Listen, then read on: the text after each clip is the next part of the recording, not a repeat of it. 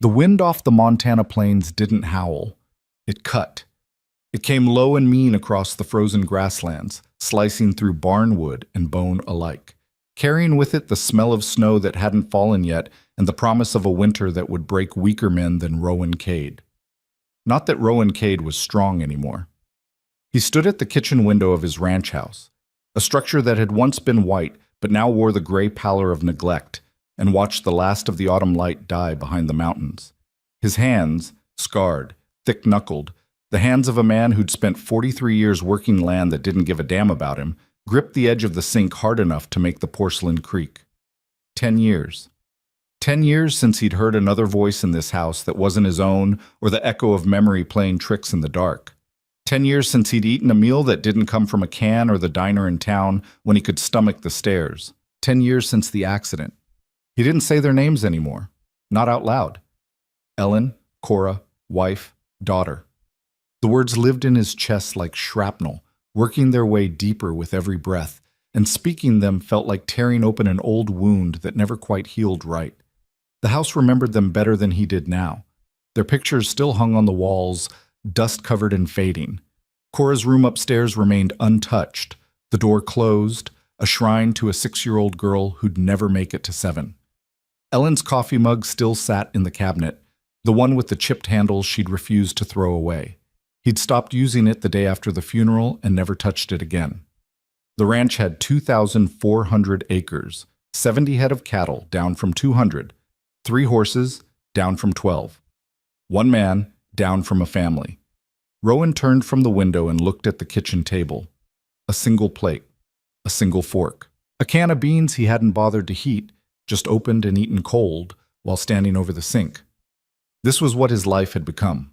Function without purpose, breath without living. He was dying. Not quickly, that would have been mercy.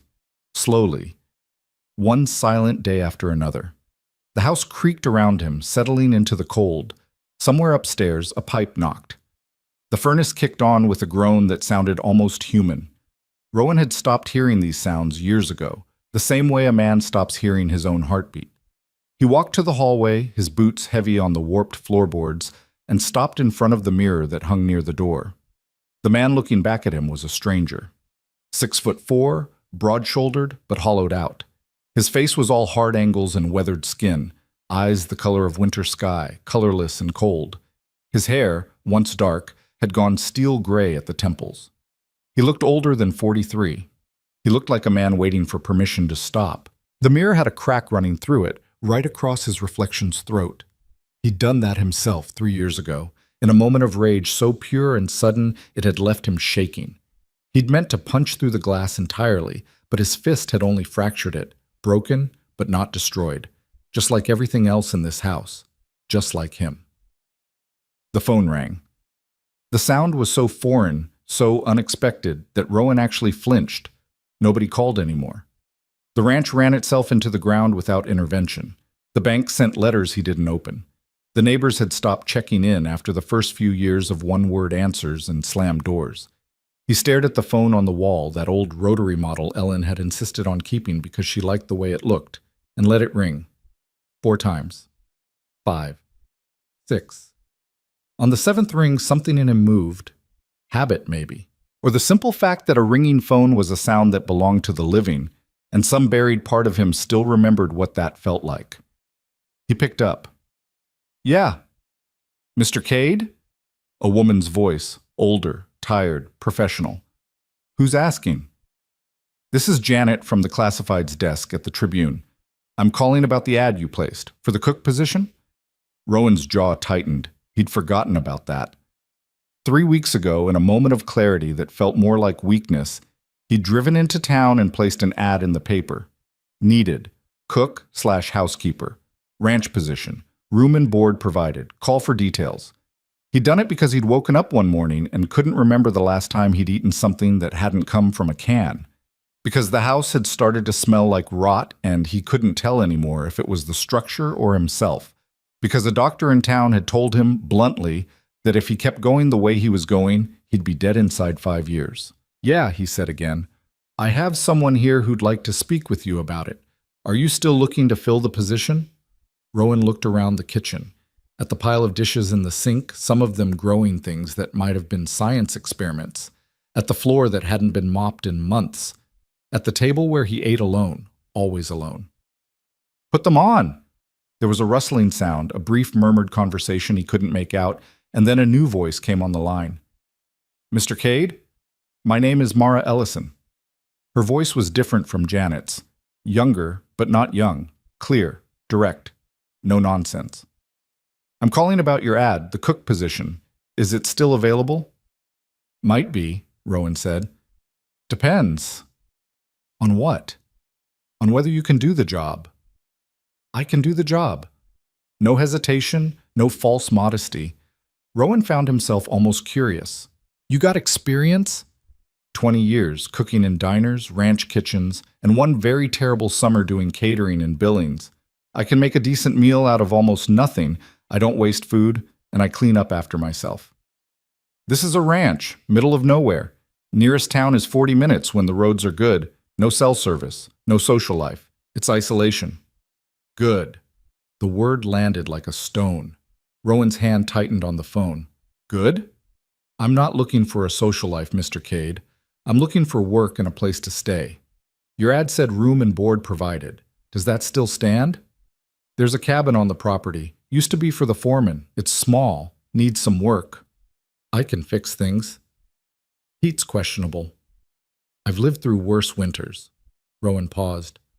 This woman, Mara, she wasn't selling herself, wasn't trying to charm him or convince him. She was stating facts, laying out terms, the way you'd negotiate the price of cattle. He appreciated that, or at least he didn't hate it. "You got references?" "I can get them." "Family?" A pause. Shorter than his, but there. "No." One word. But Rowan heard everything underneath it. The same emptiness he lived with, the same loss. "When can you start?" "Tomorrow, if you need me." "Tomorrow's Sunday." "I don't have anywhere else to be." Rowan looked out the window again. The light was nearly gone now, just a thin line of red on the horizon, like the land was bleeding out. The wind picked up, rattling the window panes. "Address is 4772 County Road 39. Follow it to the end. You'll see the sign." "What time?" "Daylight. Bring what you need. This isn't temporary work. If you take it, I expect you to stay." "Understood." "One more thing." "Yes?" "I'm not an easy man to work for. I don't talk much. I don't need company. I need someone who can cook, keep the house from falling apart, and mind their own business. That clear?" Another pause. When she spoke again, her voice had an edge to it. Not anger. Something colder. "Crystal clear, Mr. Cade. I'll see you tomorrow." The line went dead.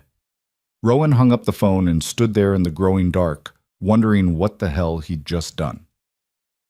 The sun was 2 hours above the horizon when Mara Ellison's truck turned off the county road and onto the long gravel drive that led to the Cade Ranch. The truck was old, a '98 Ford Ranger with rust eating through the wheel wells and a passenger door that didn't match the rest of the body. Everything she owned was packed into the bed under a blue tarp that snapped and billowed in the wind. It wasn't much. Clothes, books, a set of kitchen knives wrapped in cloth, a cast-iron skillet her grandmother had given her 30 years ago. The rest, furniture, photographs, the accumulated weight of a life lived in one place, she'd sold or given away. She didn't need it anymore. Mara was 51 years old. She had gray streaking through dark brown hair that she kept tied back in a braid, sharp green eyes that missed nothing, and the kind of lean, compact build that came from a lifetime of hard work. Her hands were scarred from kitchen burns and knife slips, her face weathered from sun and worry, and she carried herself with the careful economy of someone who'd learned not to waste energy on things that didn't matter. She'd been widowed 4 years ago when her husband, Thomas, died of a heart attack in the middle of fixing the fence behind their house in Helena. No warning, no goodbyes. Just there one moment and gone the next. They'd had no children, no family left. His death had untethered her from the only life she'd known, and she'd spent the 4 years since drifting from job to job, town to town, trying to find something that felt like solid ground. She hadn't found it yet. The ranch house came into view as she rounded a curve in the drive. It was bigger than she'd expected, 2 stories, with a wide porch that wrapped around the front and This peeling story was paint that posted might on have the been white channel The once. Rusty The Saddle. barn behind Please it do not leaned slightly repost to it the in any left, form. and several outbuildings dotted the property, all in varying states of decay. It looked like a place that had given up. Mara pulled up in front of the house and killed the engine. For a moment, she just sat there, hands on the wheel, taking it all in. The wind pushed against the truck, making it rock slightly. The sky above was that particular shade of gray that promised snow but hadn't committed yet. This was a mistake. The thought came quick and certain, the way instinct does. This place was dying. Anyone could see that. And the man who'd hired her over the phone, that voice, flat and empty as the plains, he was dying too. She could turn around, drive back to town, find another job, another place. She didn't owe this stranger anything, but even as she thought it, Mara knew she wouldn't leave, because she had nowhere else to go, and because something in Rowan Cade's voice, beneath all that carefully controlled nothing, had sounded familiar. She recognized the sound of someone barely holding on. Mara grabbed her jacket from the passenger seat, stepped out of the truck, and walked toward the house. She was halfway to the porch when the door opened. Rowan Cade looked exactly like she'd imagined, tall, built like he'd been carved from the same rock as the mountains, hard-faced and harder-eyed. He stood in the doorway, one hand on the frame, and looked at her the way a man might look at a problem he didn't want to solve. "Mrs. Ellison." "Ms.," Mara corrected, "and you can call me Mara." "Rowan." No handshake, no smile. Just her name and his dropped between them like stones. "You find it all right? You gave good directions." He nodded, looked past her to the truck. "That all your things?" "Everything that matters." Something flickered in his expression. Not quite approval, but close. "Cabin's around back, I'll show you." He stepped off the porch and started walking without waiting to see if she'd follow. Mara did, keeping pace beside him. Up close, she could see the details the distance had hidden, the lines carved deep around his eyes and mouth, the gray in his hair that made him look older than he probably was. The way he moved, efficient but joyless, like a machine running on fumes. They rounded the side of the house, and Mara saw the cabin. It was small, maybe 400 square feet, with a pitched roof and a single window facing east. The wood siding was weathered but intact, and a thin stream of smoke rose from the chimney. "Got the fire going this morning," Rowan said. "Should take the edge off." "Appreciate it." He stopped in front of the door and pulled a key from his pocket, held it out. Mara took it, their fingers not quite touching. "Bed's in there, linens are clean. Bathroom works, but the water takes a minute to heat up. Kitchen's got a hot plate and a sink.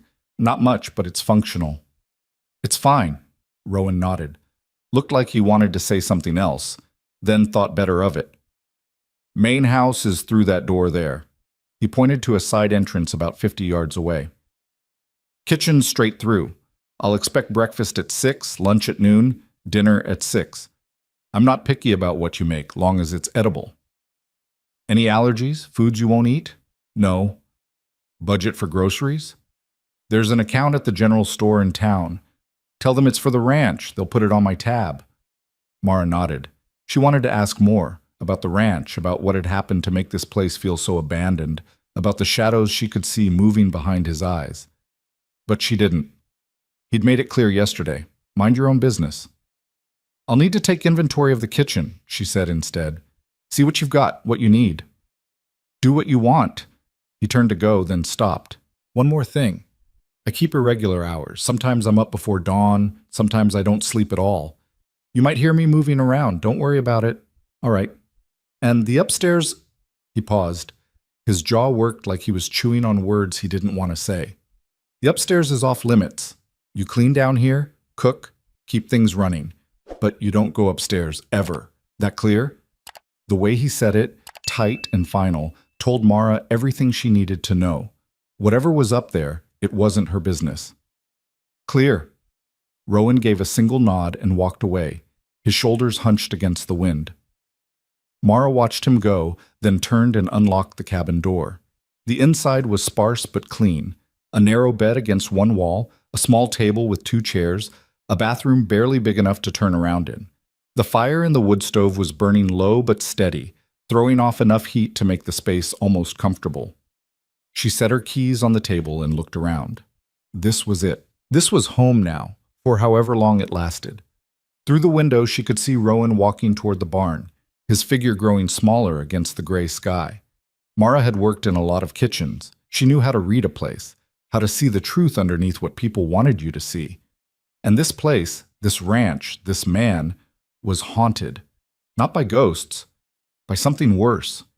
By the weight of all the things left unsaid and undone, piling up year after year until they pressed down so hard you couldn't breathe. Mara had felt that weight herself. She knew what it did to a person. She unpacked her things slowly, methodically, the way she did everything. Clothes in the small dresser, books on the windowsill, kitchen knives on the counter, still wrapped, the cast iron skillet set on the hot plate, ready. When she was done, she pulled on her jacket and walked to the main house. Yeah, the kitchen was worse than she'd expected. Mara stood in the doorway and took it in with the clinical eye of someone who'd seen plenty of bad kitchens but few this far gone. Dishes were piled in the sink, some of them crusted with food so old it had fossilized. The counters were cluttered with empty cans, unopened mail, and what looked like 6 months' worth of dust. The floor was sticky in places, gritty in others. The whole room smelled like stale coffee and something vaguely sour. But underneath the neglect, she could see the bones of something good.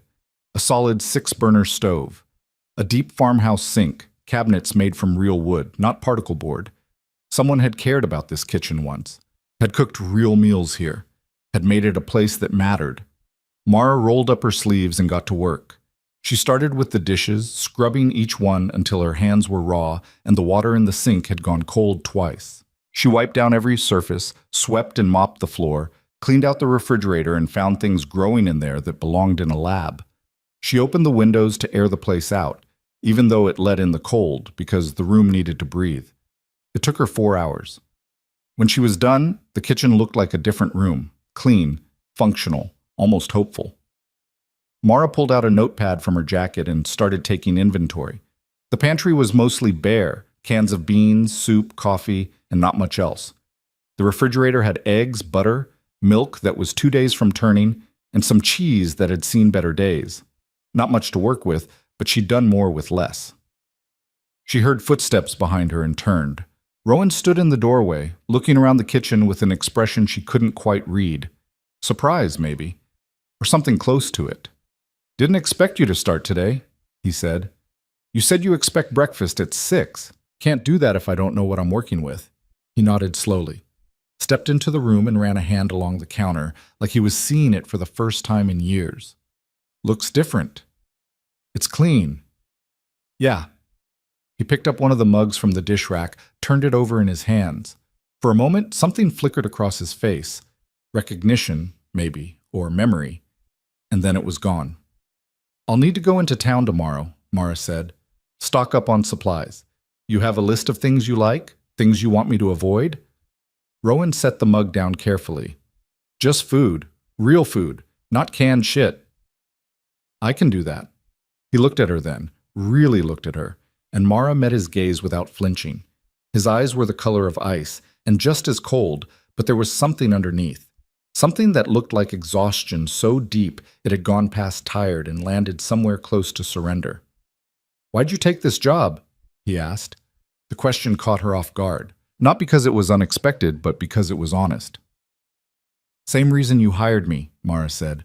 "I needed something to do that wasn't dying slowly." The corner of Rowan's mouth twitched. It wasn't a smile, but it wasn't nothing either. "Fair enough." He turned to leave, then stopped. "I'm not good at this, at having someone around." "I noticed. I'll try not to be an asshole." "Appreciated."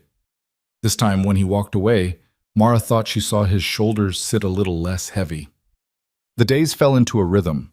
Mara woke before dawn, started the fire in the wood stove, and walked to the main house through cold so sharp it felt like breathing glass. She cooked breakfast, eggs, bacon, toast, real coffee, and left it on the table at 6. Some mornings Rowan was there, eating in silence. Other mornings he was already out working, and the food sat untouched until she cleared it away hours later. She cleaned. Not just the kitchen, but the whole downstairs. The living room with its dusty furniture and fading photographs. The bathroom that hadn't seen a proper scrubbing in years. The hallway with the cracked mirror. She didn't go upstairs. She cooked lunch, dinner. Simple meals made from whatever she could find in town. Pot roast, This chicken story and was potatoes, posted on the stew. channel The Rusty Food Saddle. that stuck to Please your do not ribs and repost it reminded in you any what eating form. was supposed to feel like. And slowly, incrementally, the house began to wake up. Rowan didn't talk much. Some days he didn't talk at all. He'd come in from the fields, eat whatever she'd made, and disappear again. But Mara noticed things. The way he'd pause sometimes when he walked past the kitchen, drawn by the smell of bread baking or soup simmering. The way his plate was always empty when she cleared it. The way he'd started eating at the table instead of standing over the sink. Small things. But in a life this empty, small things mattered. 3 weeks in, Mara was making dinner when Rowan came through the door earlier than usual. He was covered in mud, his shirt torn at the shoulder, and there was blood on his knuckles. "What happened?" Mara asked, setting down the knife she'd been using. "Horse threw me, caught my hand on the fence coming down." "Let me see." "It's fine." "Let me see it anyway." Rowan hesitated, then held out his hand. The knuckles were split and already swelling, blood still seeping from the cuts. Mara went to the sink, wet a clean towel, and came back. She took his hand in hers. It was the first time they touched since that first day with the key, and started cleaning the wounds. Her touch was efficient, practiced. She'd patched up Thomas more times than she could count. Rowan stood very still. Mara could feel the tension in him, the way his whole body had gone rigid, like her touch was something dangerous. "You should wrap this," she said. "Keep it clean." "I will." She looked up and found him watching her, not her hands, her face. "What?" she asked. "Nothing." But it wasn't nothing. Mara could see it in his eyes. Something had shifted. Some wall had cracked, just a little. She finished cleaning his hand and stepped back. "Dinner's in 20 minutes. Rowan nodded, started to leave, stopped. "Thank you." 2 words, quiet, almost uncertain. Mara felt something tighten in her chest. "You're welcome." That night, Mara lay in her bed in the cabin and listened to the wind howl across the plains. She thought about Rowan Cade, about the way he moved through his own house like a stranger, about the rooms upstairs he wouldn't let her enter, about the photographs on the walls, a woman with kind eyes and a little girl with dark hair that he never looked at. She thought about the way he'd looked at her in the kitchen when she'd been holding his bleeding hand, like he'd forgotten what it felt like to be touched by another person. Mara knew that feeling. She'd lived it for 4 years. Outside, something moved in the dark. Mara sat up, looked out the window, and saw a light in the main house. 2nd floor. One of the rooms she wasn't allowed in. As she watched, the light went out, then came back on, then went out again. Mara lay back down and pulled the blanket up to her chin. Whatever was happening in that house, whatever ghosts Rowan Cade was living with, they weren't her business. Not yet. But soon, she knew, they would be. Because in a place this isolated, this silent, secrets didn't stay buried forever. They rose up. They demanded to be seen, and when they did, Mara would have to decide, walk away, like any sane person would, or stay, and face whatever darkness lived in the heart of this broken man in his haunted house.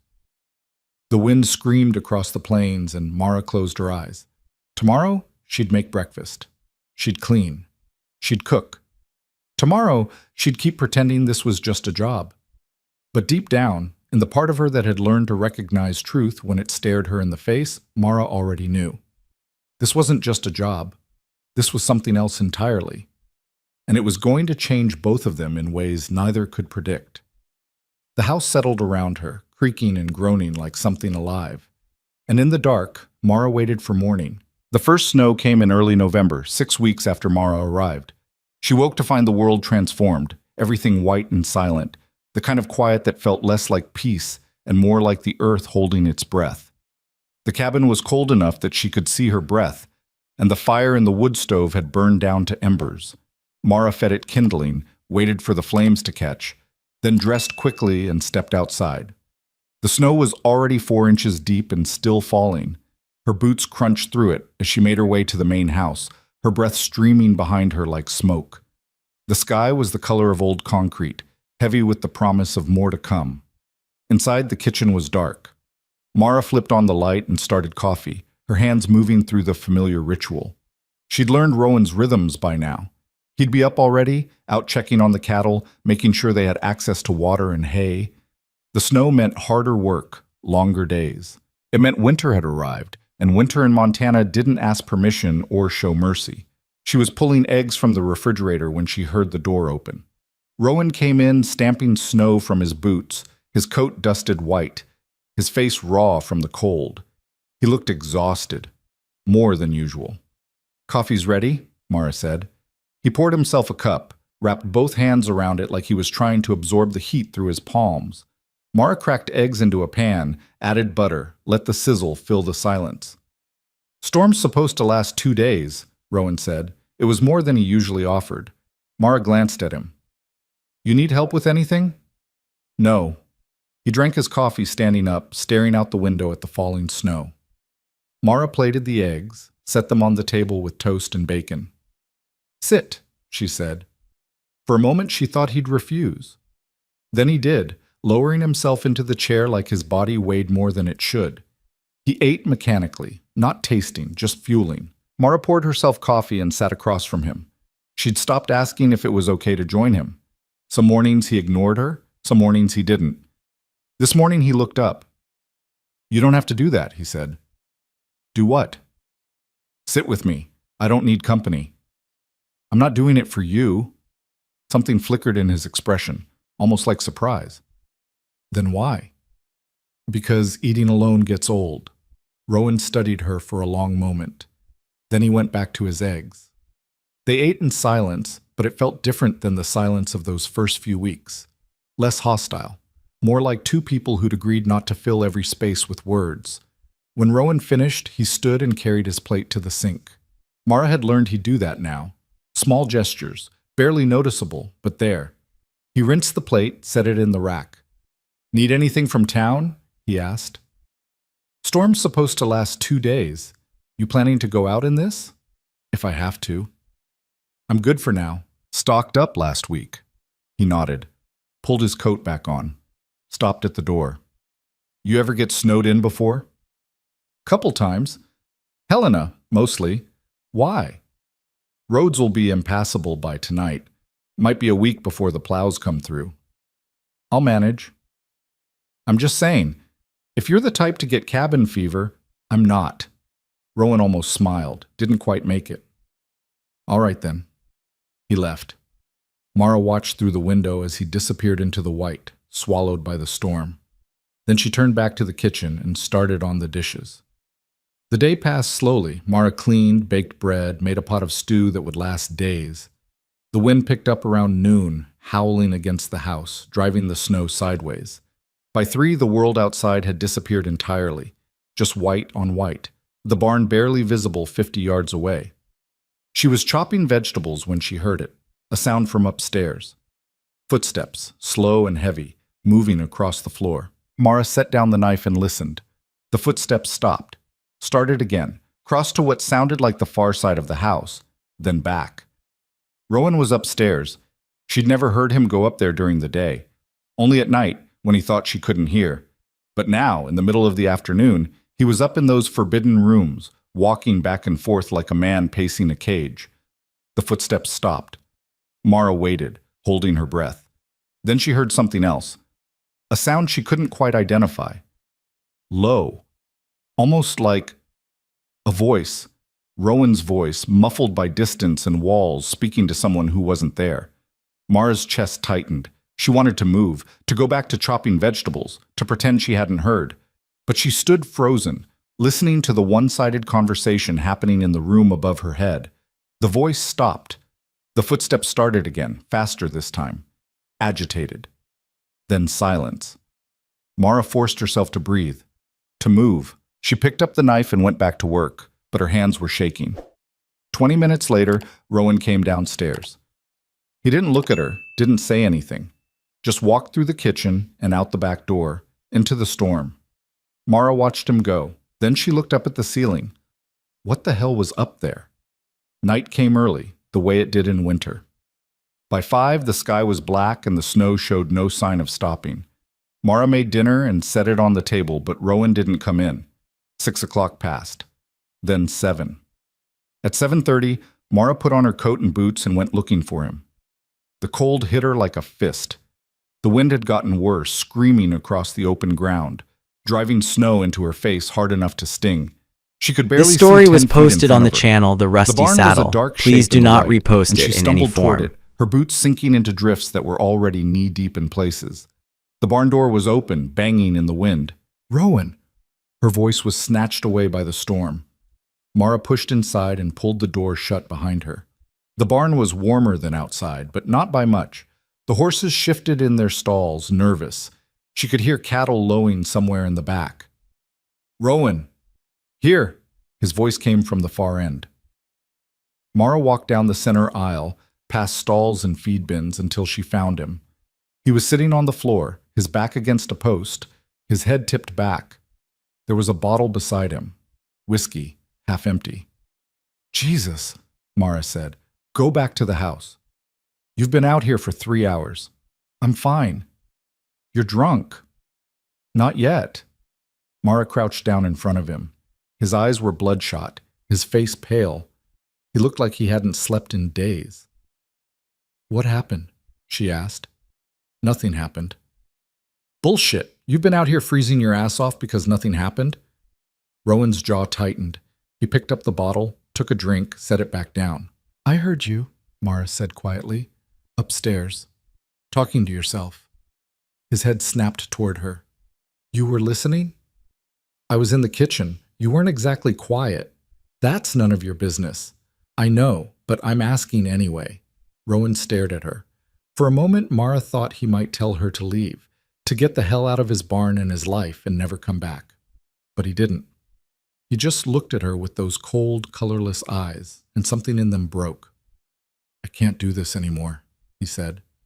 The words came out rough, raw. "Can't do what?" "Any of it. Wake up. Pretend. Keep going." Mara's throat tightened. "Then why do you?" "I don't know." He said it like a confession, like admitting he didn't have an answer was the worst thing he could do.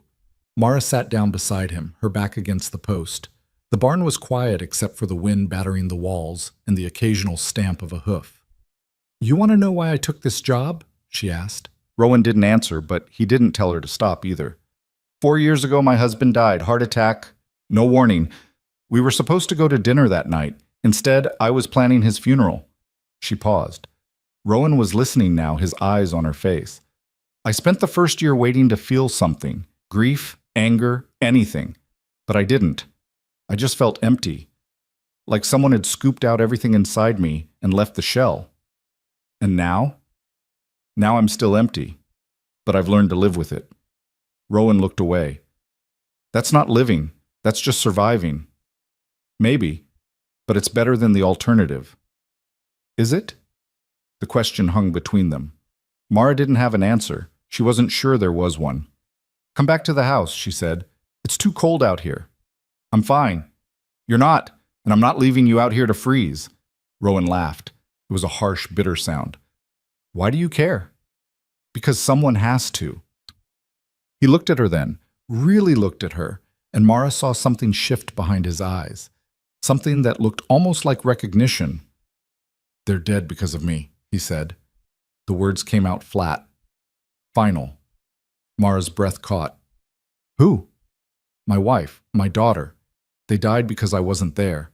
He picked up the bottle, but his hands were shaking so badly he couldn't get it to his mouth. Mara took it from him gently and set it aside. "Tell me what happened," she said. "No." "Tell me anyway." Rowan closed his eyes. When he spoke, his voice was barely above a whisper. "I left them. Day of the accident, I was supposed to take Cora to school. Ellen asked me to, but I had work to do. Fence repair, stupid shit that could have waited. So I told her to do it, and she did. She took Cora, and they got hit by a drunk driver 3 miles from here. Both gone before the ambulance arrived." Mara felt something crack open in her chest. "That wasn't your fault. I should have been driving. I should have taken her. If I had—" "You don't know that. The drunk driver could have hit you just the same. But they'd still be alive." "You don't know that either." Rowan opened his eyes. They were wet. "I dream about them. Every night, Ellen screaming, Cora crying. And I can't reach them. I try, but I can't move, can't do anything, and I wake up choking on it. It's guilt, Mara said. It's not real. Feels real. I know. They sat there in the cold barn, two broken people who'd learned to carry weight that would have crushed most. The wind howled, the horses shifted, and slowly Rowan's breathing evened out. I'm tired, he said. I know. I don't know how to stop being tired. One day at a time. That's all you can do. Rowan looked at her, and for the first time since she'd arrived, Mara saw something in his face that wasn't pain or anger or emptiness. She saw hope, small, fragile, but there. Come on, she said, standing and holding out her hand. Let's get you inside. This time, he took it. The walk back to the house was brutal. The snow was up to their thighs in places, and the wind tried to push them back with every step. Mara kept her hand on Rowan's arm, guiding him, making sure he didn't fall. He was unsteady on his feet, the whiskey and exhaustion catching up with him. They made it to the porch, stumbled inside. Mara kicked the door shut behind them and helped Rowan to the couch. He collapsed onto it, his eyes already closing. Stay here, Mara said. She went to the kitchen, heated up soup, brought it back with bread and water. Rowan was asleep. She set the food on the table and covered him with a blanket from the hall closet. For a moment, she stood there looking down at him. His face was slack with sleep, the hard lines smoothed out. He looked younger, less haunted. Mara reached out, hesitated, then brushed the hair back from his forehead. You're not alone anymore, she whispered. Then she turned off the lights and went back to her cabin. The storm lasted 3 days. During that time, the world shrank to the house, the barn, and the white expanse between them. Mara cooked, cleaned, kept the fires going. Rowan worked outside when he could, tending to animals that couldn't tend themselves. They ate together more often now. The conversations were still short, still careful, but they were there. On the third night, Mara was washing dishes when Rowan came in from his final check of the day. He poured coffee, leaned against the counter. Snow's supposed to stop tonight, he said. Good. Roads will still be bad for a few days. I figured. He was quiet for a moment, then, thank you for the other night. Mara glanced at him. You don't have to thank me. Yeah, I do. He paused. I was in a bad place. You pulled me out. You would have come back on your own. Maybe, maybe not. Mara dried her hands on a towel and turned to face him. You meant what you said? About not being able to do this anymore? Rowan's expression darkened. I meant it. Then why are you still here? Because leaving would be easier, and I don't deserve easy. The words landed heavy. Mara felt anger flare in her chest. That's the dumbest thing I've ever heard. Rowan's eyebrows went up. Excuse me? You think punishing yourself makes it better? You think suffering brings them back? No, but nothing. You made a choice 10 years ago. A normal choice. You asked your wife to drive your daughter to school. That's it. That's all you did. And some drunk asshole made another choice and people died. That's not on you. You don't understand. I understand perfectly. You think if you hurt enough, suffer enough, maybe it'll balance the scales, but it won't. All it does is waste the life you still have. Rowan's face had gone hard. You don't get to tell me how to feel. No. But I get to tell you when you're being an idiot. They stared at each other. The kitchen felt too small suddenly, the air too charged. Why do you care? Rowan asked again. Quieter this time. Mara took a breath. Because I spent 4 years doing exactly what you're doing, punishing myself for not being there when Thomas died, for not seeing the signs, for not making him go to the doctor sooner. And you know what I learned? What? That guilt's just fear in disguise. Fear that you didn't love them enough, that you failed them, that their death means something about who you are. Rowan's jaw worked. And what if it does? Then you're wrong. Their death means one thing, that the world is brutal and random and doesn't give a damn about what's fair. But you're still here, and you get to decide what that means. The silence stretched. Rowan set down his coffee cup. I don't know how to do that. Start small. Get up tomorrow. Eat breakfast. Work. Repeat. Eventually it stops feeling like pretending. And if it doesn't, then you keep going anyway. Rowan looked at her for a long time. Then he nodded once. Okay. This story Okay. was posted on the channel pushed The off the Rusty counter, Saddle. started toward Please the do not hallway. repost it in Stop. any form. Mara? Yeah? I'm glad you're here. Before she could respond, he was gone. Mara stood alone in the kitchen, her heart beating too fast, and realized something that should have terrified her but didn't. She was glad she was here too. The snow stopped that night, just like Rowan said it would. By morning, the sky was clear and painfully blue, the kind of blue that only came after a storm. The sun on the fresh snow was blinding. Mara made breakfast, pancakes, bacon, eggs, and Rowan actually sat down to eat it. They didn't talk much, but it was comfortable, or at least less uncomfortable than it used to be. After breakfast, Rowan went out to clear paths to the barn and outbuildings. Mara watched from his window as he worked, his breath steaming in the cold air, his movements efficient and strong. She was putting away dishes when she heard the crash. It came from upstairs, loud, like something heavy falling. Mara froze. Her first instinct was to ignore it, to remember Rowan's warning. The upstairs was off limits, not her business. But then she heard another sound, a thud, and then something that sounded horribly like a body hitting the floor. She was moving before she could think, taking the stairs two at a time. The hallway upstairs was dark, doors closed on either side. One door at the end stood open. Rowan? No answer. Mara walked toward the open door. Her heart was hammering. Every instinct screamed at her to turn around, to go back downstairs, to respect the boundary he'd set. But she didn't. She reached the doorway and looked inside. It was a child's room, pink walls, faded now. A small bed with a quilt covered in stars. Toys on shelves, dusty and untouched. And in the center of the room, a rocking horse lying on its side. That's what had fallen. The rocking horse. But Rowan wasn't there. Mara stepped inside. The room was cold, colder than the rest of the house, and it smelled like dust and old grief. Photos covered one wall. A little girl at different ages, smiling, laughing, living. Cora. Mara's throat tightened. You're not supposed to be in here. She spun. Rowan stood in the doorway, his face pale, his expression unreadable. I heard something fall. I thought, I don't care what you thought. Get out. His voice was ice.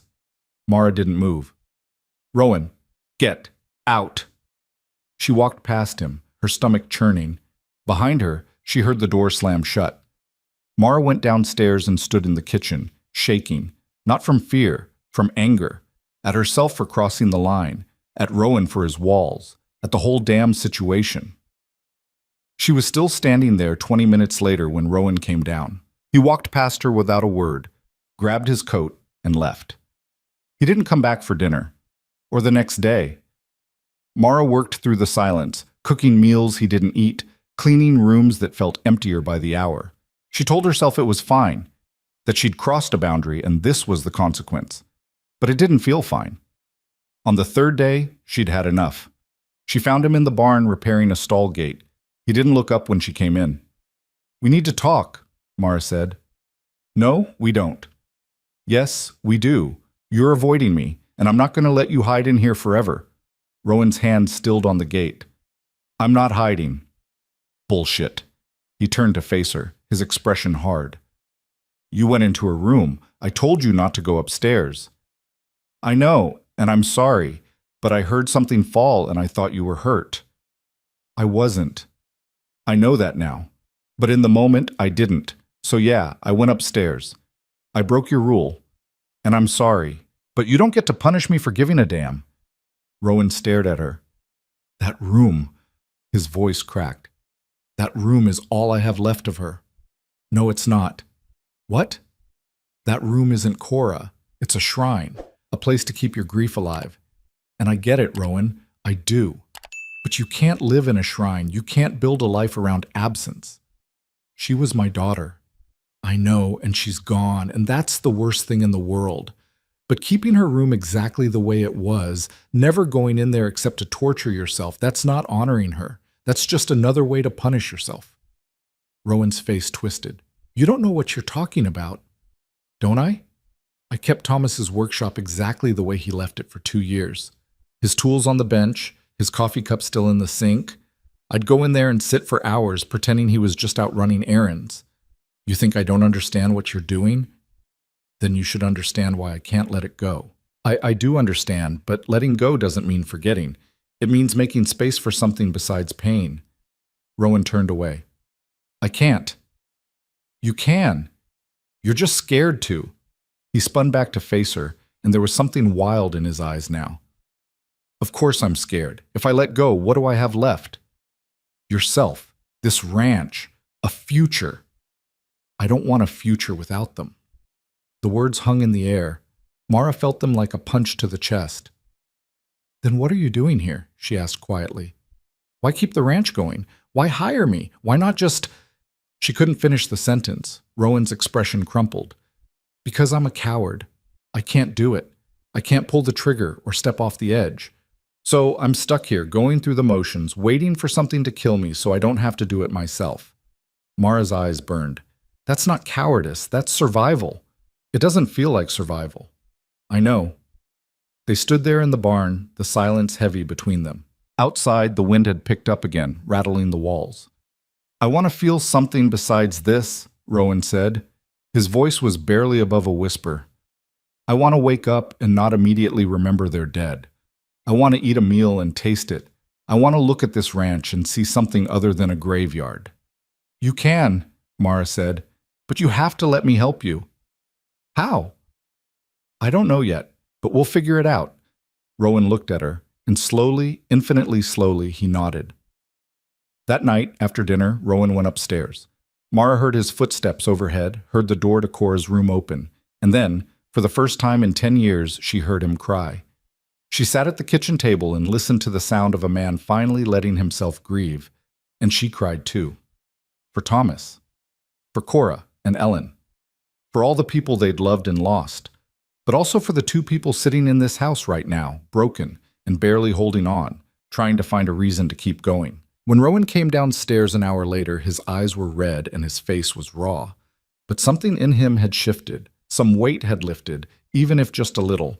He sat down across from Mara. I don't know what happens next, he said. Neither do I. But I want to find out. Mara reached across the table. This time, when she took his hand, he didn't pull away. Then we will, she said. Outside, the Montana winter pressed down hard and cold and merciless. But inside, something small and fragile was starting to grow. Something that looked almost like hope. The change didn't come all at once. It came in small moments, scattered across the weeks that followed like seeds thrown onto frozen ground, not sure if they'd take root or die. Rowan started eating breakfast at the table every morning, not because Mara asked, but because he chose to. They'd sit across from each other in the pale winter light, coffee steaming between them, and sometimes they'd talk about the day ahead or the weather or nothing at all. But they were there, together, and that counted for something. He stopped disappearing for entire days, still worked himself half to death, but he'd come in for lunch now, sit down for 10 minutes, eat whatever Mara put in front of him.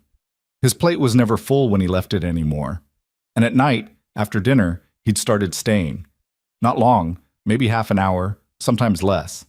But he'd sit in the living room while Mara cleaned up, and they'd exist in the same space without the silence feeling like a wall between them. It was progress. Slow, fragile, but real. 3 weeks after that night in the barn, Mara woke to find fresh snow had fallen overnight.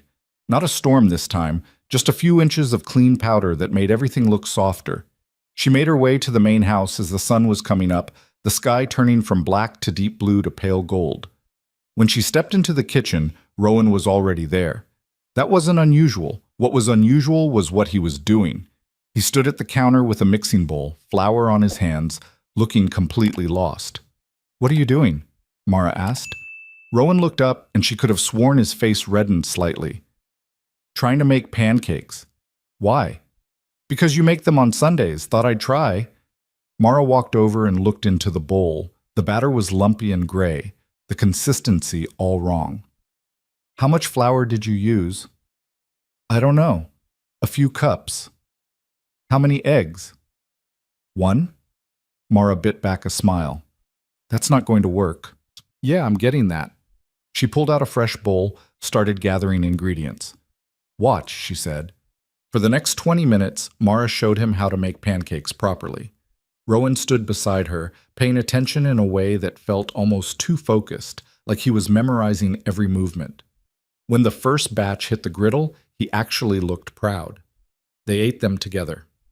The pancakes were slightly burned on one side and undercooked in the middle, but Rowan ate 3 of them without complaint. Not bad for a first try, Mara said. They're terrible. Yeah, but you made them. That's what matters.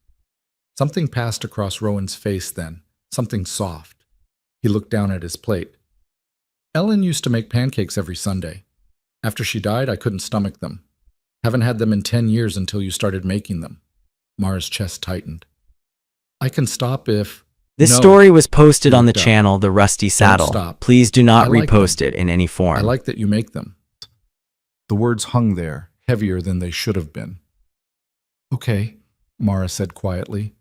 Rowan nodded.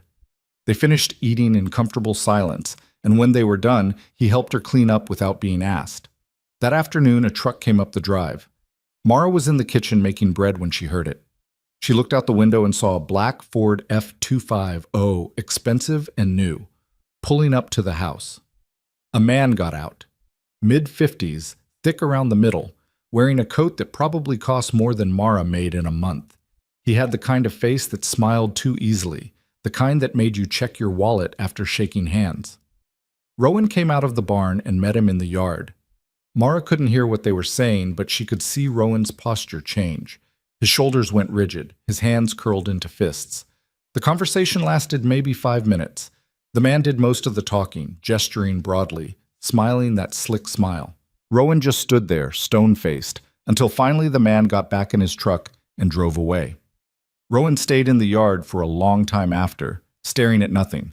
When he finally came inside, his face was dark. Who was that? Mara asked. Nobody. Didn't look like nobody. Rowan poured himself coffee, his movements sharp and tight. His name's Dale Thornton. Owns about half the county. Wants to buy this place. You selling? No. Did you tell him that? I've told him that every 6 months for the past 5 years. Doesn't stop him from coming back. Mara wiped her hands on a towel. What does he want with your land? Water rights. This property sits on one of the best aquifers in the region. He's been buying up ranches all around here, consolidating. Wants mine to complete his empire or some shit. And you won't sell. This land's been in my family for 3 generations. I'm not handing it over to some corporate asshole who'll bleed it dry. The anger in his voice was raw, real. It was the most emotion Mara had heard from him about anything that wasn't grief. Good, she said. Rowan looked at her. Good? Yeah. Some things are worth fighting for. He studied her for a moment, then something in his expression shifted. He asked about you. Mara's stomach tightened. What about me? Wanted to know who you were, what you were doing here. I told him you work for me. He said it was interesting, a woman living out here alone with me. The implication hung in the air like smoke. Let him think whatever he wants, Mara said. He will, and he'll spread it around town. By next week, everyone will be talking about how I've got some woman shacked up with me. You worried about what people think? No, but I don't want you getting dragged through the mud because of me. Mara set down the towel and looked him in the eye.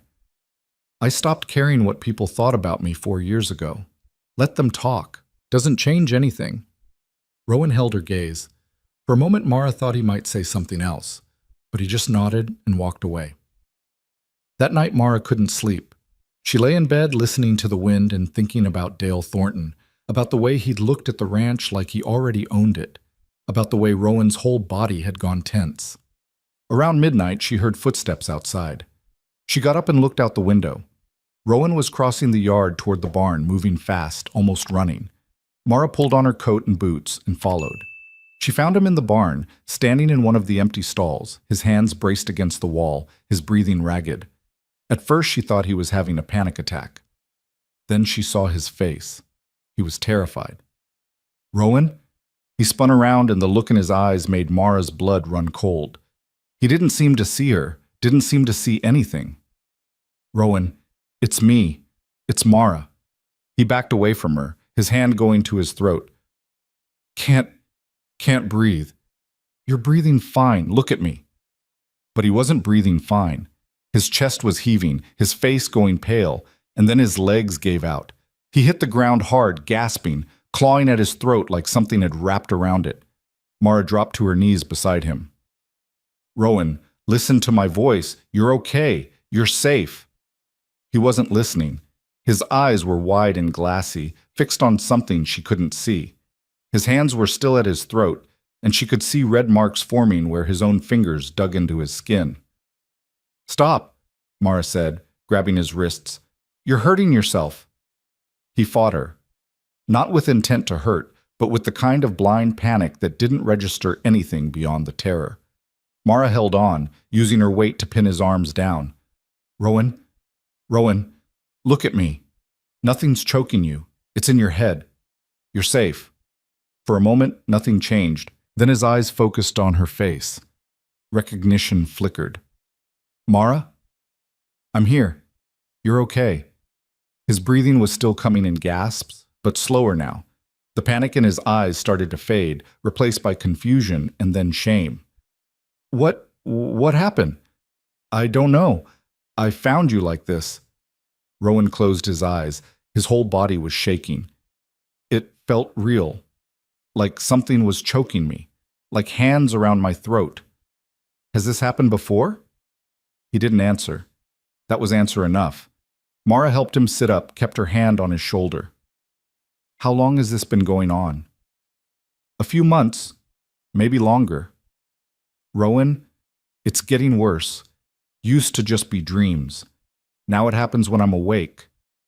The fear in his voice cut through her. We need to get you to a doctor.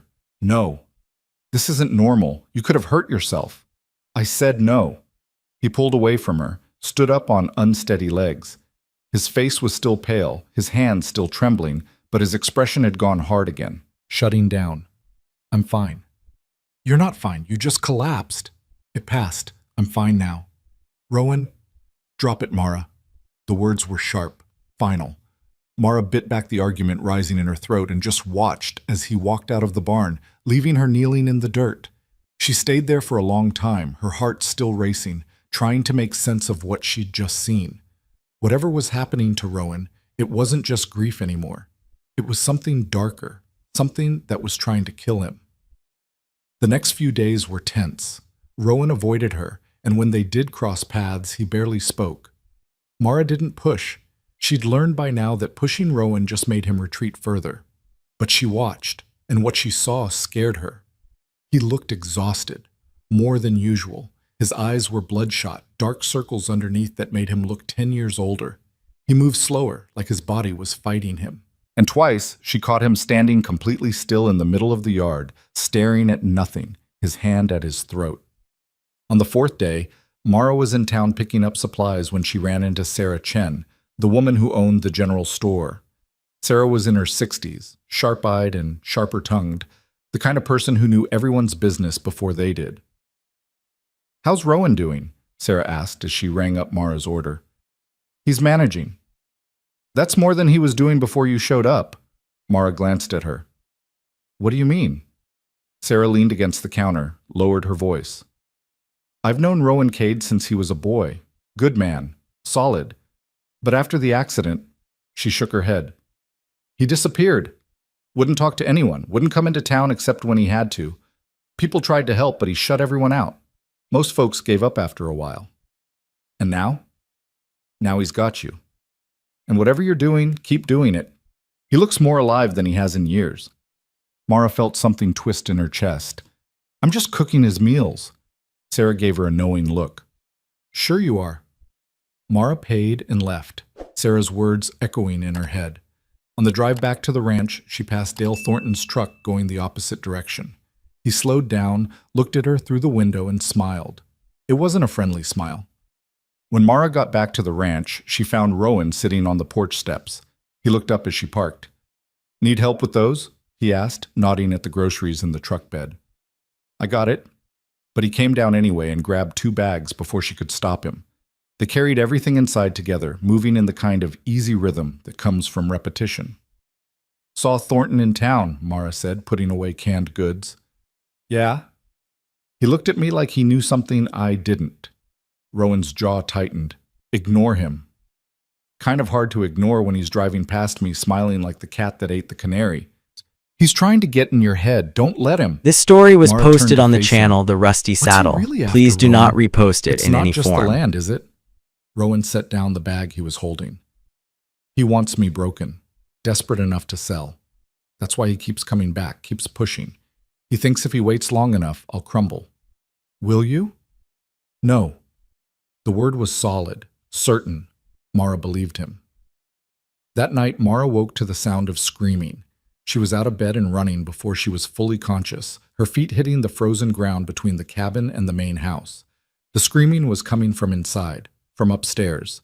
The back door was unlocked. Mara burst through it and took the stairs two at a time. The hallway was dark, except for a thin line of light under one of the doors. The screaming had stopped, replaced by choking sounds. Wet, desperate.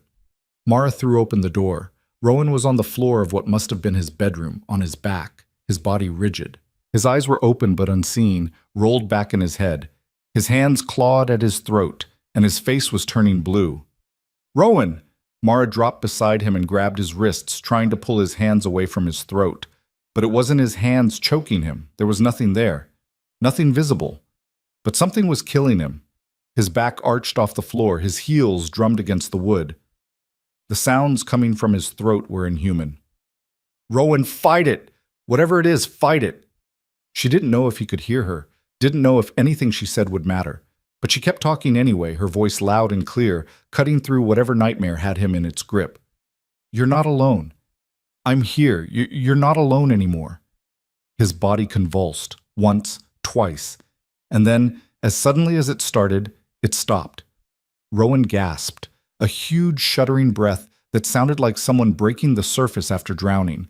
His eyes focused on Mara's face. "What? Don't talk. Just breathe." He was shaking so badly his teeth chattered. Mara grabbed a blanket from the bed and wrapped it around him, then pulled him against her. He didn't resist, just collapsed into her, his face pressed against her shoulder, his whole body trembling. "It's okay," Mara whispered. "You're okay." But he wasn't okay. They both knew it. They stayed like that for a long time, Mara holding Rowan while his breathing slowly evened out, while the shaking subsided. When he finally pulled back, his face was wet. "I'm dying," he said. "No, I am. Whatever this is, it's killing me, and I don't know how to stop it." Mara took his face in her hands, forced him to look at her. "We'll figure it out, together." "There's nothing to figure out. It's guilt, my own mind punishing me." "Then we'll fight it, but you can't do it alone." Rowan's eyes searched hers. "Why are you doing this?" "Because I care about you, you idiot." The words came out sharper than she meant, but they were true. Somewhere between the silent breakfasts and the small kindnesses and the slowly lowering walls, Mara had started to care about this broken man more than she should, more than was safe. Rowan stared at her, and then, so quietly she almost didn't hear it. "I care about you too." The confession hung between them, fragile and dangerous. Mara's heart was hammering. She should pull back, should establish distance, should remember that caring about someone meant being able to lose them. But she didn't pull back. Instead, she stayed exactly where she was, her hand still on Rowan's face, and said, "Then don't give up. Fight this. For me, if not for yourself." Rowan's hand came up and covered hers. "I don't know if I'm strong enough." "You are. I've seen it." "Mara, promise me you'll fight." For a long moment, he didn't answer. Then, "I promise." It was a small thing, just 2 words. But Mara felt the weight of them settle between them like an oath. She helped him to his feet, got him downstairs, made him tea. He didn't drink. They sat at the kitchen table as dawn broke, neither speaking, both knowing that something fundamental had shifted. When the sun was fully up, Rowan finally broke the silence. "I need to tell you something about the accident." Mara waited. "I lied. When I said I left them to do fence repair." That wasn't the whole truth. His hands were shaking again. Mara reached across and took one. Tell me. I left because I was angry. Ellen and I had been fighting about money, about the ranch, about stupid shit that didn't matter. And that morning she asked me to take Cora to school, and I said no. Not because I had work, because I was still mad, because I wanted to punish her by making her do it herself. His voice cracked. They died because I was petty. Because I couldn't let go of being right for 5 fucking minutes. Mara squeezed his hand harder. That doesn't make it your fault, doesn't it? No, being angry at your wife doesn't mean you wanted her dead. It means you were human. People fight. It's what people do. But if you hadn't, maybe the drunk driver hits you instead. Maybe you all die. Maybe nothing changes. You can't know. And torturing yourself over something you can't change won't bring them back. Rowan's eyes were wet again. I miss them so much it feels like dying. I know. And I'm so tired of carrying this. I know. I don't know how to let it go. Mara moved her chair closer, took both his hands in hers. You start by forgiving yourself. Even if it feels impossible, even if it feels like a lie. You say it anyway, and you keep saying it until it starts to feel true. I don't deserve forgiveness. Yes, you do. You made a human mistake, that's all. The universe doesn't demand perfection. It just demands that we keep trying. Rowan looked at her, and something in his face broke open. I don't want to die anymore, he whispered. Mara felt tears burn her eyes. Good. Because I need you alive. The words were out before she could stop them. Raw, honest, terrifying. Rowan stared at her. And then slowly he leaned forward and pressed his forehead against hers. They stayed like that, breathing the same air, holding on to each other like lifelines. Neither of them saw the truck pull up outside. Neither of them heard the footsteps on the porch. The knock on the door made them both jump. Rowan pulled back, wiped his face, and went to answer it. Dale Thornton stood on the porch, that same slick smile on his face. But his eyes were cold. Morning, Rowan. Didn't mean to interrupt. What do you want, Dale? Just being neighborly. Wanted to check in, see how you're doing. I'm fine. Same as last time you asked. Dale's smile widened. That's good. That's real good. Because I'd hate to think something might be wrong. You know, with you living out here all alone. Well, not alone anymore, I guess. His eyes flicked past Rowan to where Mara stood in the kitchen. This your cook? Dale asked.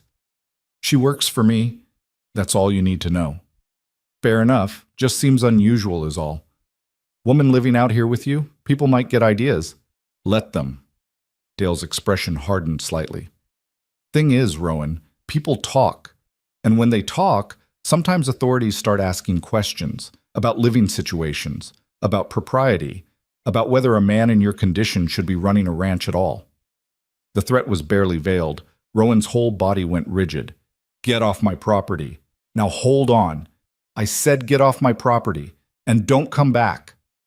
Dale held up his hands in mock surrender. All right. Just trying to help. But you remember what I said. Offer still stands. You ever decide you want to sell, I'm ready to make a fair deal. He turned and walked back to his truck. Before he got in, he looked back at the house one more time. Be a shame if something happened to this place, he called out. Real shame. Then he drove away. Rowan stood on the porch, his hands clenched into fists, watching until the truck disappeared down the road. When he came back inside, Mara was waiting. He's not going to stop, she said. I know.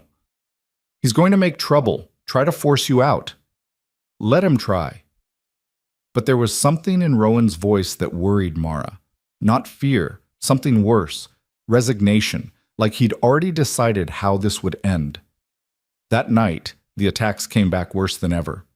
Mara heard Rowan screaming around 2 a.m. and ran to the house. Found him in the living room, on his knees, hands at his throat, gasping for air that wouldn't come. She got him through it, talked him down, held him until the episode passed. But when it was over, when he could breathe again, Rowan looked at her with eyes full of despair. It's getting worse, he said. We'll figure it out. No. Listen to me. It's getting worse. And if I keep fighting it, if I keep dragging you into this, Thornton's going to use it against us. Against you. I don't care what he does. I do. I won't let you get hurt because of me. Mara felt panic rising in her chest. What are you saying? Rowan stood up, put distance between them. I'm saying maybe you should leave. Go back to town, find another job, somewhere safe. No. Mara, I said no. I'm not leaving you. You This have story to. was posted on the channel The Why? Rusty Saddle. Because Dale Please Thornton do might not start repost rumors it in because any you're having form. panic attacks? None of that scares me. It should, because I'm falling apart and I'm going to take you down with me if you stay. The words landed like punches. Mara felt something crack inside her chest. Is that what you really want? For me to leave? Rowan's face twisted. No, but it's what you should do. I don't care what I should do. I care about what's right, and leaving you to face this alone isn't right. They stared at each other across the dim room, both breathing hard, both knowing they were standing at a precipice. I can't protect you, Rowan said quietly. I don't need you to protect me. I need you to let me stay. Why? The question was simple. The answer wasn't. Mara took a breath. Because somewhere along the way, this stopped being just a job. Because I wake up thinking about you. Because when you hurt, I hurt. Because she stopped. Couldn't say the rest. Couldn't admit what she'd been feeling for weeks now, growing stronger every day. But Rowan heard it anyway. She could see it in his eyes. Mara, don't push me away, please. Let me help you fight this. Rowan closed his eyes. When he opened them again, they were wet. I'm scared, he whispered. Of what? Of this. Of you. Of wanting something again and having it ripped away. Mara crossed the room and took his hands. I'm scared too. But I'm more scared of walking away and wondering what might have been. They stood there, inches apart, the air between them charged with everything they hadn't said. And then Rowan pulled her close and held on like she was the only thing keeping him tethered to the earth. Don't leave, he said into her hair. I won't. Promise me. I promise. Outside the wind howled, and somewhere in the dark Dale Thornton was planning his next move. But in that moment, holding each other in the ruins of Rowan's life, Mara and Rowan made a choice. They would face whatever came next together, even if it destroyed them both. The trouble started 3 days later. Mara was in town picking up feed when she noticed people staring. Not openly. Montana folks were too polite for that, but she caught the sidelong glances, the whispers that stopped when she got too close. At the hardware store, Mrs. Patterson, who'd always been friendly, turned away when Mara tried to say hello. At the general store, Sarah rang up her order with tight lips and wouldn't meet her eyes. What's going on? Mara asked. Sarah glanced around, then leaned in close. Dale Thornton's been talking, saying things about you and Rowan. What kind of things? The kind that get people's imaginations running. Says it's improper you living out there with him. Says he's worried about Rowan's state of mind, whether he's fit to run that ranch, whether he might be taking advantage of you, or vice versa. Mara felt heat rise in her face. That's bullshit. I know that, but not everyone does. And Dale's got influence. People listen when he talks. Let them talk. Doesn't change anything. Sarah looked at her with something like pity. Honey, talk is just the beginning. Dale doesn't make noise unless he's planning something bigger. Mara drove back to the ranch with Sarah's words echoing in her head. She found Rowan in the barn, and the moment she saw his face, she knew he'd heard. They called you, she said. Sheriff stopped by an hour ago, said there'd been complaints about the living situation here. What kind of complaints? The anonymous kind. But we both know who made them. Rowan's face was dark, his hands working over a piece of tack he wasn't really fixing. What did the sheriff say? That he doesn't personally care what we do out here, but he has to follow up on complaints. Asked a bunch of questions. Whether you were here voluntarily, whether I was paying you, whether there was anything inappropriate going on. The last word came out bitter. And what did you tell him? The truth? That you work for me.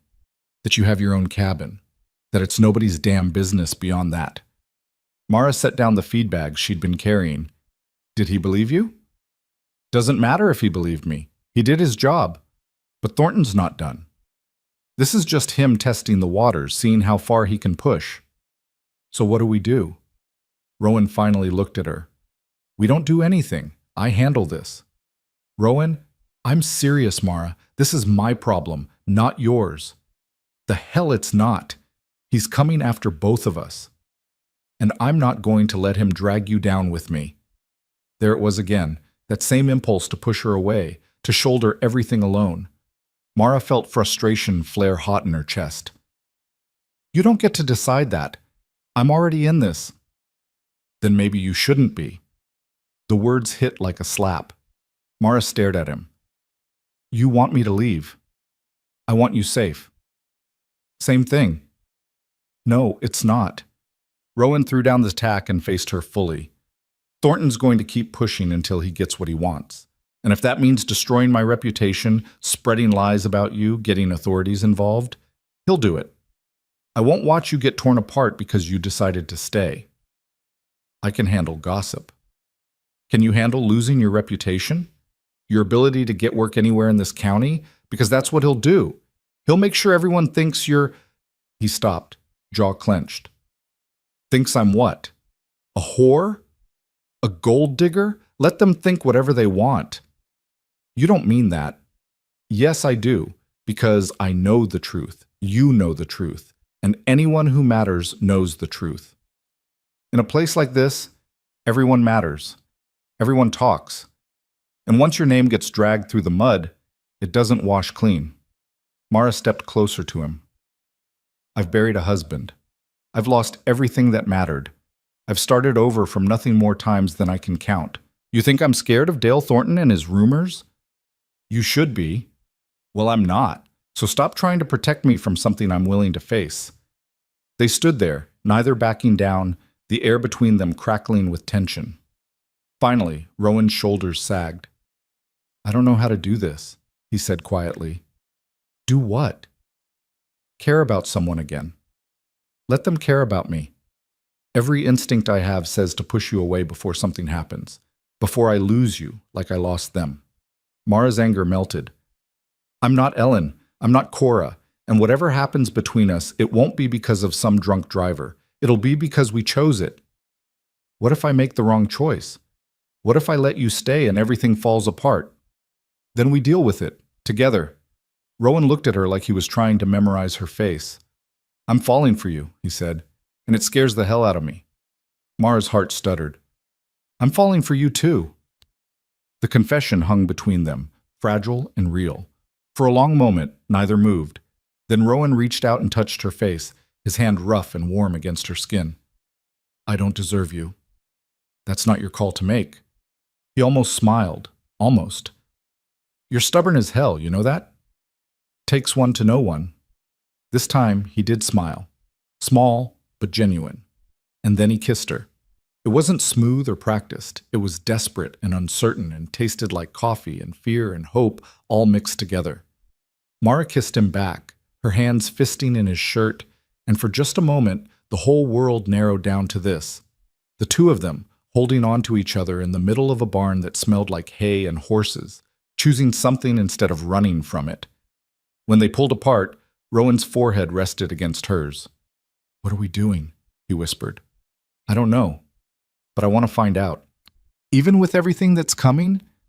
Especially with everything that's coming.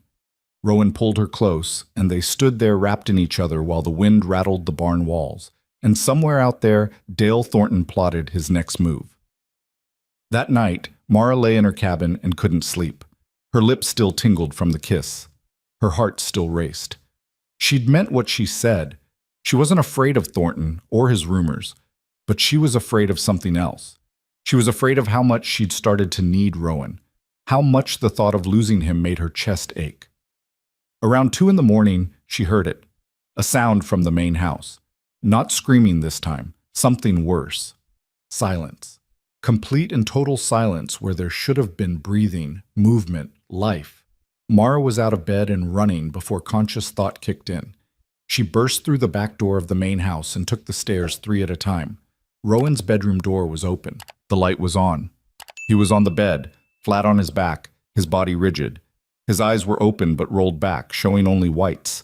His mouth was open in a silent scream, and his hands were at his throat, squeezing, his own fingers digging into his flesh hard enough to draw blood. But that wasn't the worst part. The worst part was watching him lift off the bed. Not sitting up, lifting, like invisible hands had grabbed him and pulled him upward. His body rose 6 inches, a foot, suspended in midair, and the choking sounds that came from his throat were inhuman. This Rowan! story was posted on the Mara channel grabbed The his Rusty shoulders and Saddle. tried to pull Please him do down, not but it repost was it like in any fighting form. against a force she couldn't see. Something had him. Something was killing him.